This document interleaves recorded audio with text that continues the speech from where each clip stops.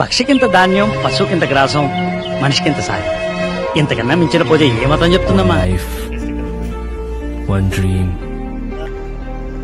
one passion, traveling.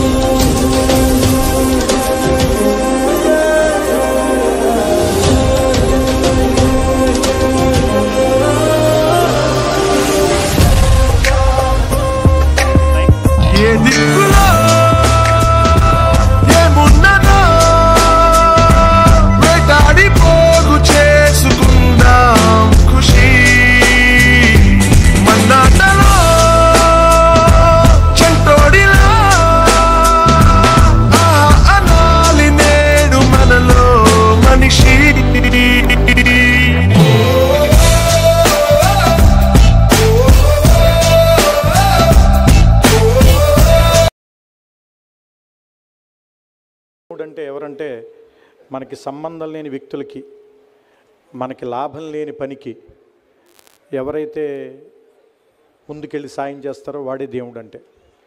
ఎందుకంటే దేవుడు అంటే పర్టికులర్గా 4 చేతులతోటి గద, త్రిశూలం, లేదంటే ఏమంటారు దాన్ని, బాణాలు, శంకుచక్రాలు ఇలాంటివన్నీ పట్టుకుని కనిపించడు. మనుషుల్లోనే డిఫరెంట్ స్టేజెస్లో, డిఫరెంట్ ఏరియాస్లో, డిఫరెంట్ పర్సన్స్లో మనకు ఆ సమయానికి కనిపించి మనకి హెల్ప్ చేసి వెళ్ళిపోతూ ఉంటాడు.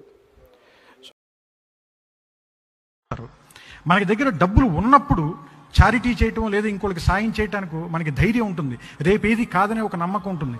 మన దగ్గర ఏమీ లేనప్పుడు కూడా మన దగ్గర ఉంది పంచుకోవాలి అంటే మాత్రం వాళ్ళు నిజంగా గొప్పవాళ్ళే ఉండాలి, చాలా గొప్పవాళ్ళే ఉండాలి. ఎందుకంటే డబ్బున్న వాళ్ళు చేయటంలో ఒక తృప్తి ఉండొచ్చు, లేదంటే ఒక గెలిచామన్న సంతోషం ఉండొచ్చు, లేదా అవతల వాళ్ళ కళ్ళల్లో ఆనందం చూద్దామని కోరిక ఉండొచ్చు. కానీ ఒక లేనివాడు చేసే దాంట్లో నిజంగా మానవత్వం మాత్రం వందే